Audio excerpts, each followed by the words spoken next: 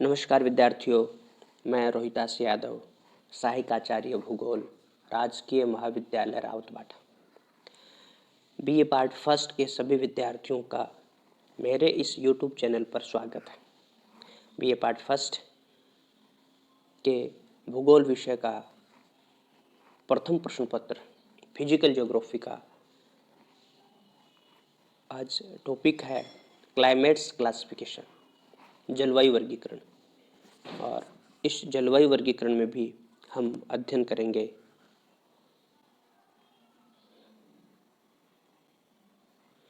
Köppen's classification, Koppen का जलवायु वर्गीकरण।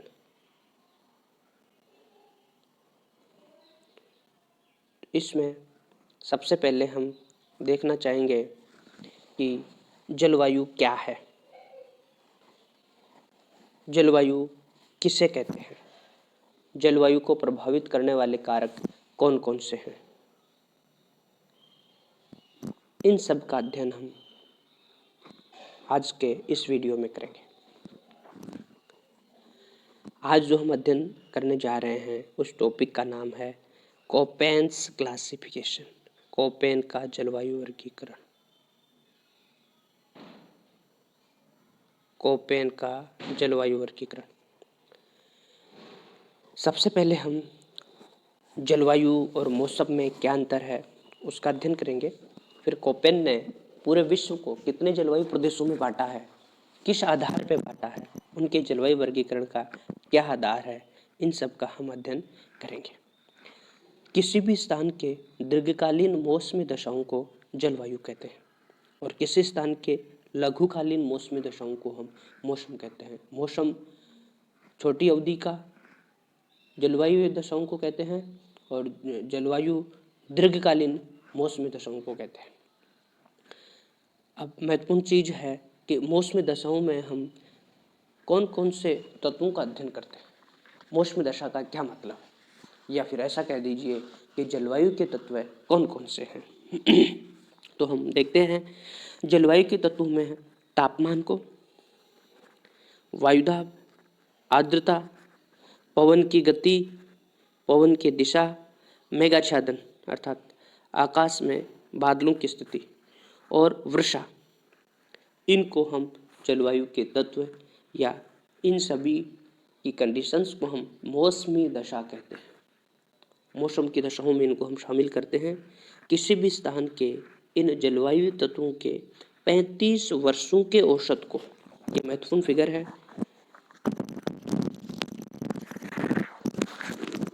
जलवायु के लिए किसी स्थान के 35 वर्षों के औसत मौसमी दशाओं को हम जलवायु कहते हैं।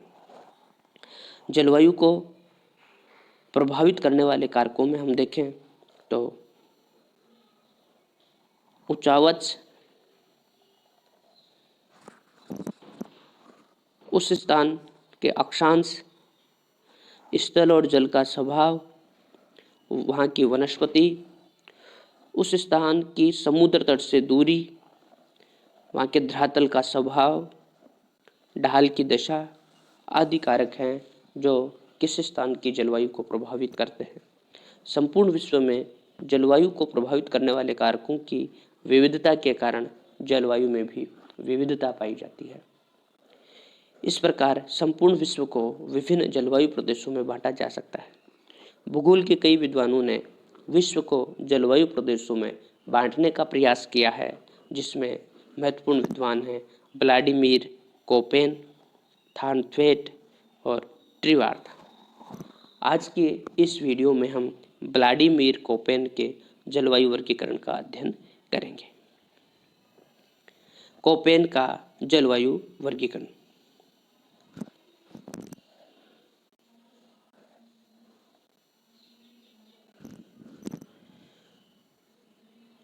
Climate classification of Koppen. Vladimir Koppen प्रसिद्ध जर्मन भूगोलवेता हैं। इन्होंने 1918 में सर्वप्रथम जलवायु वर्गीकरण प्रस्तुत किया। कोपेन ने 1936 में पूर्ण संशोधित जलवायु वर्गीकरण प्रस्तुत किया। कोपेन का जलवायु वर्गीकरण परिमाणात्मक होने के कारण अधिक महत्वपूर्ण माना जाता है। ये अधिक महत्वपूर्ण है, क्योंकि जलवायु प्रदेशों की सीमाओं को निर्धारित करने में तापमान और वर्षा को प्रमुख आधार माना है। ये महत्वपूर्ण चीज है। कोपेन के जलवायु वर्गीकरण का आधार क्या है? उस स्थान का तापमान और वर्षा। ये जो है कोपेन के जलवायु वर्गीकरण का आधार है। कोपेन ने जलवायु वर्गीकरण का नामकरण अक्षर तथा निर्धारण गुण फार्मूलों के आधार पर किया है। उन्होंने अंग्रेजी के कैपिटल और स्मॉल लेटर का प्रयोग किया है अपने जलवायु वर्गीकरण में। कोपेन के अनुसार तापमान और वर्षा से वनस्पति सर्वाधिक प्रभावित होती है।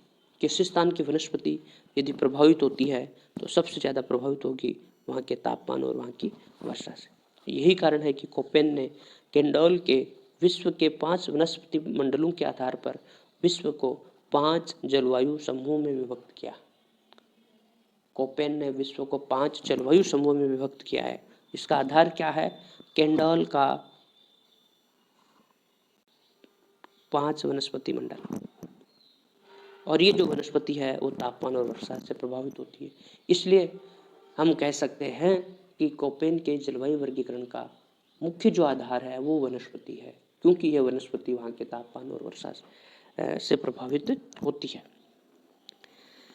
तापमान के आधार पर व्लादिमीर कोपेन ने विश्व को 5 जलवायु प्रदेशों में बांटा है और उनका नामकरण किया है अंग्रेजी अल्फाबेट के फर्स्ट 5 कैपिटल लेटर ABCD और E। हम इनका अध्ययन करें। तापमान के आधार पर 5 प्रदेश बताए हैं, जिसमें है A, दूसरा है B, C, D और E। ए जलवायु किसे कहा है? कोपेन के अनुसार ए जलवायु है जिसमें शीत ऋतु नहीं होती है। शीत ऋतु रहित उष्णकटिबंधीय आर्द्र जलवायु के लिए कोपेन ने ए सिंबल काम में लिया है। शुष्क जलवायु के लिए उसने बी सिंबल काम में लिया है। यह तापमान के बजाय वर्षा के आधार पर निश्चित किया गया है। बी जलवायु है वो तापमान के बजाय वर्षा के आधार पर इसको निश्चित किया गया है। सी जलवायु सामान्य शीत ऋतु युक्त मध्य अक्षांशीय आर्द्र जलवायु या उष्णार्द्र समशीतोष्ण जलवायु के लिए उसने सी सिंबल काम में लिया। मध्य अक्षांशीय आर्द्र जलवायु या उष्ण आर्द्र समशीतोष्ण जलवायु और मध्य अक्षांशीय शीत आर्द्र जलवायु के लिए उसने डी सिंबल काम में लिया है और ध्रुवीय क्षेत्रों की जलवायु के लिए उसने ई सिंबल काम में लिया है। तो इस प्रकार हम कह सकते हैं कि तापमान के आधार पर कोपेन ने विश्व को 5 जलवायु प्रदेशों में बांटा है ABCD। उष्णकटिबंधीय आर्द्र जलवायु के लिए ए सिंबल काम में लिया है। शुष्क जलवायु के लिए बी सिंबल काम में लिया है। मध्य अक्षांशीय आर्द्र जलवायु के लिए सी काम में लिया है।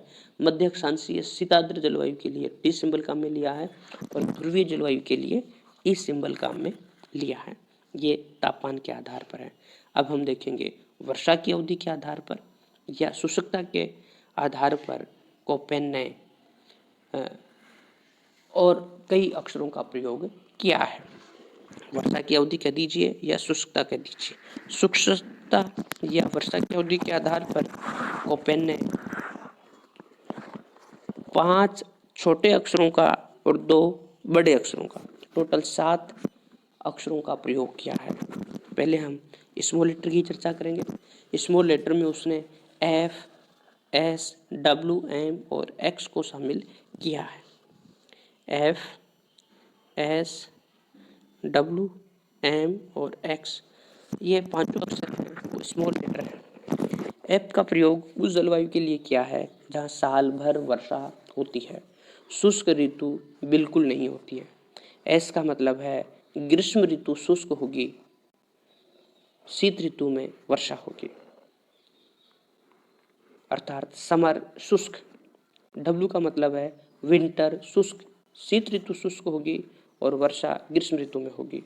और M का मतलब है मानसूनी जलवायु और X का मतलब है अधिकतम वर्षा बसंत ऋतु में अथवा ग्रीष्म से पहले होती है, तो उसके लिए उसने एक्स काम में लिया है। शुष्कता को या वर्षा की अवधि को प्रदर्शित करने के लिए कोपेन ने दो बड़े अक्षरों का प्रयोग किया है, जिसमें एस और डब्लू है। एस और डब्लू छोटे भी हैं और एस और डब्लू बड़े भी हैं। बड़े एस का मतलब है स्टेपी जलवायु या अर्धशुष्क जलवायु, और डब्लू का मतलब है शुष्क जलवायु, जबकि छोटे एस का मतलब है ग्रीष्म ऋतु शुष्क और छोटे डब्लू का मतलब है शीत ऋतु शुष्क। ये जो बड़े अक्षर हैं एस और डब्लू, ये हैं दोनों ही अक्षरों का प्रयोग केवल बी जलवायु के साथ है, क्योंकि ये शुष्कता को प्रदर्शित करते हैं। तो इस तरह से उसने वर्षा की अवधि या शुष्कता के आधार पर 7 सिंबल का प्रयोग किया है। अब हम आगे देखते हैं, कोपेन ने इन 2 अक्षर समूह के अलावा एक तीसरा अक्षर समूह का भी प्रयोग किया है, जिसके सभी अक्षर स्मॉल हैं। स्मॉल ए उस उष्ण ग्रीष्मकाल को प्रदर्शित करता है जहां उष्णतम महीने का औसत तापमान 22 डिग्री से अधिक होता है, वो ए सिंबल है। बी, छोटा बी सिंबल का हमने लिया है सर्द ग्रीष्मकाल। इसमें उष्णतम महीने का औसत तापमान 22 डिग्री से कम होता है। और सी है सर्द और लघु ग्रीष्मकाल के लिए प्रयोग किया है। और डी का मतलब है सर्द शीत ऋतु, जहाँ तापमान -36.4 डिग्री फ़ारेनहाइट होता है। तो इस तरह से कोपेन ने 3 अक्षर समूह, एक तापमान के आधार पर, दूसरे वर्षा के आधार पर, और तीसरा अक्षर समूह जिसमें छोटे अक्षर हैं, जिसमें तापमान और उष्ण सर्द और सर्द शीत ऋतु के आधार पर ये निश्चित किए गए हैं। इन तीनों अक्षर समूह के आधार पर कोपेन ने विश्व को 5 प्रमुख जलवायु प्रदेशों में कुछ उप प्रमुख जलवायु प्रदेशों में विभक्त किया है। अब हम इनका एक एक का हम अध्ययन करेंगे। सबसे पहले है ए जलवायु प्रदेश, जो इस पीडीएफ में नहीं है, उसको मैं आपको बताना चाहूँगा। ए जलवायु प्रदेश का मतलब है उष्णकटिबंधीय जलवायु प्रदेश। ए जलवायु प्रदेश का तापमान हमेशा 18 डिग्री सेल्सियस रहता है और वार्षिक वर्षा संभाव्य वाष्पोत्सर्जन से अधिक रहती है। इस ए जलवायु प्रदेश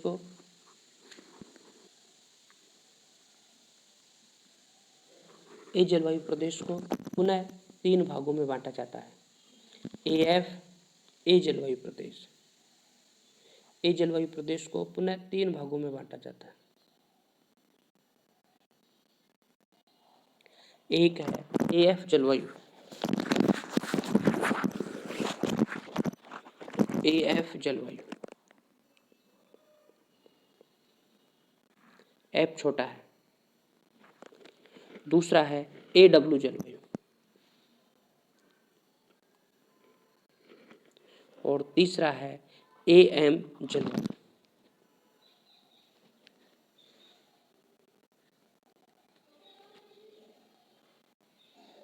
एएम जलवायु, एएम जलवायु, एएम जलवायु। एएफ जलवायु का मतलब है उष्णकटिबंधीय वर्षा वन जलवायु, जहाँ पर वर्षा पर्याप्त मात्रा में होती है। एफ का मतलब भी है जहाँ शुष्क ऋतु बिल्कुल नहीं होती है। साल भर जहाँ वर्षा होगी उसको उष्णकटिबंधीय वर्षा वन जलवायु के नाम से जाना जाता है।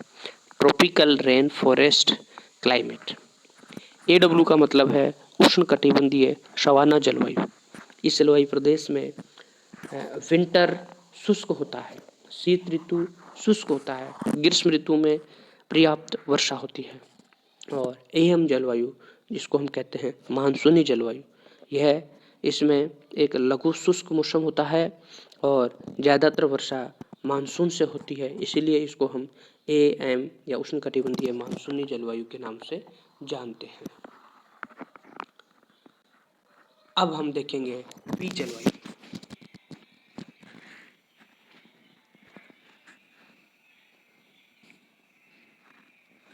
बी जलवायु प्रदेश, इसे कोपेन ने शुष्क जलवायु प्रदेश कहा है।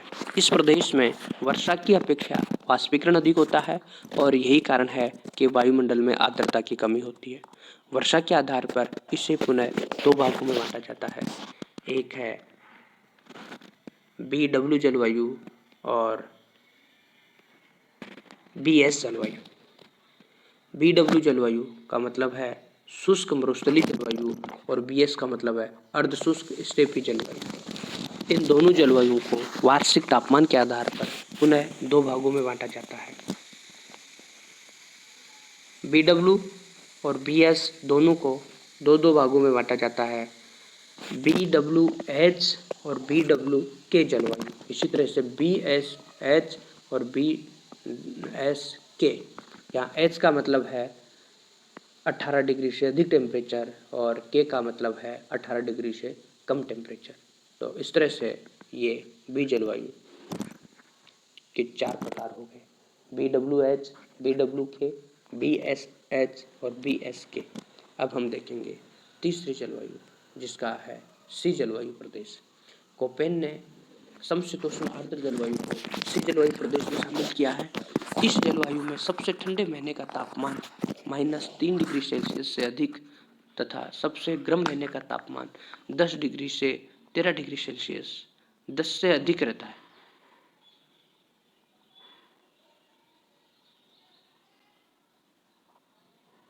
और 13 से कम होता है। वर्षा के मौसमी वितरण के आधार पर इसे पुनः 3 प्रकारों में बांटा जाता है। सी जलवायु को पुनः 3 भागों में बांटा जाता है। एक है CF जलवायु जिसे कहते हैं पश्चिमी यूरोप तुल्य जलवायु। दूसरा है CW जलवायु जिसे चीन तुल्य जलवायु कहते हैं, जिसका विस्तार चीन में है। और CS जलवायु बहुत महत्वपूर्ण जलवायु है जिसको कहते हैं भूमध्य सागरीय जलवायु प्रदेश। इन तीनों जलवायु प्रदेशों को पुनः तापमान के आधार पर कई भागों में बांटा जाता है। CF को 3 भागों में बांटा जाता है, CFA, CFB और CFC। इसी तरह से CW जलवायु को 2 भागों में बांटा जाता है, CWA और CWB। इसी तरह से CS जलवायु को CSA और CSB जलवायु में बांटा जाता है। तो इस तरह से ये सी जलवायु प्रदेश है। और उसके बाद में चौथा जो जलवायु प्रदेश है वो है डी जलवायु प्रदेश। कोपेन ने शीताद्र जलवायु प्रदेश को डी जलवायु प्रदेश कहा है। इसमें सबसे ठंडे महीने का तापमान -3 डिग्री से कम और सबसे गर्म महीने का तापमान है वो 10 डिग्री सेल्सियस होता है। इसे भी पुनः 2 भागों में बांटा जाता है, एक है DF जलवायु और एक है DW जलवायु। DF जलवायु वह जलवायु है जहाँ साल भर वर्षा होती है, शुष्क ऋतु बिल्कुल नहीं होती है। और DW का मतलब है शीत ऋतु शुष्क होती है, विंटर शुष्क होगी उसमें से। इन्हें पुनः DF को 3 भागों में और DW को 4 भागों में बांटा जाता है, DFA, DFC और DFD जलवायु। इसी तरह से DW को DWA, DWB, DWC, DWD जलवायु में बांटा जाता है। और लास्ट में है ई जलवायु प्रदेश। ध्रुवीय जलवायु को कोपेन ने ई जलवायु प्रदेश में रखा है। यहाँ उष्णतम महीने का तापमान 10 डिग्री सेल्सियस से कम होता है। इसे तापमान के आधार पर पुनः 2 भागों में बांटा जाता है, ET जलवायु और EF जलवायु। टुंड्रा जलवायु को ET और सतत हिमाच्छादित जलवायु को EF जलवायु उसने कहा है। ET जलवायु का टेम्परेचर 0 डिग्री से 10 डिग्री के मध्य और EF जलवायु का टेम्परेचर 0 डिग्री से भी कम होता है। तो इस तरह से कोपेन ने अपने 1918 के जलवायु वर्गीकरण में विश्व को 5 जलवायु प्रदेशों में बांटा है। लेकिन कोपेन ने 1936 में अपना संशोधित जलवायु वर्गीकरण प्रस्तुत किया और उसमें एक नए जलवायु प्रदेश को शामिल किया जिसे उसने पर्वतीय जलवायु प्रदेश नाम दिया है और उसके लिए सिंबल काम में लिया है, वो है H, अर्थात H जलवायु प्रदेश। तो 1936 के संशोधित जलवायु वर्गीकरण में कोपेन ने विश्व को 6 जलवायु प्रदेशों में बांटा है, A जलवायु, B जलवायु, C जलवायु, D जलवायु, E जलवायु और H जलवायु। अब हम कुछ कोपेन के बाद के जो भूगोलवेता हैं उन्होंने इसके जलवायु प्रदेशों की आलोचनाएं की हैं, कुछ आलोचनाओं का अध्ययन करते हैं, क्योंकि क्वेश्चन है वो आलोचनात्मक विश्लेषण करवाता है, तो उसमें आलोचना देना भी जरूरी है। आलोचनाओं में हम देखें तो 4 मुख्य आलोचनाएं हैं कोपेन के जलवायु वर्गीकरण की। पहली आलोचना है कि इसने औसत वार्षिक तापमान और वर्षा को आवश्यकता से अधिक महत्व दिया। पूरे जलवायु वर्गीकरण में उसने तापमान और वर्षा पर बल दिया है। मौसम के अन्य तत्वों को उसने इग्नोर किया है, जैसे वर्षा की गहनता, दाब, वायु आदि को इसने इग्नोर किया है, नजरअंदाज किया है। आवश्यकता से अधिक सरलीकरण और वर्णनात्मक बना दिया है। जलवायु को जिस रूप में इसने पेश किया है, यदि हम वास्तव में देखें, विश्व का भ्रमण करें, तो केवल 5 जलवायु प्रदेश नहीं मिलेंगे, तो एक छोटे से देश में भी कई जलवायु प्रदेश, बहुत सारी विविधता पाई जाती है। और लास्ट जो इसकी आलोचना है वो है, इन्होंने वायु राशियों की विशेषताओं को शामिल नहीं किया। वायु राशि, वाताग्र आदि जलवायु तत्वों जिनका इसने अवहेलना की है, इग्नोर किया है। तो इस तरह से हम कह सकते हैं कि कोपेन का जलवायु वर्गीकरण है वो विश्व का प्रथम जलवायु वर्गीकरण है। चाहे कितनी भी आलोचना हो, उसके बावजूद भी ये एक महत्वपूर्ण और अन्य जलवायु भूगोलवेताओं का मार्गदर्शन करने वाला जलवायु वर्गीकरण है। धन्यवाद विद्यार्थियों।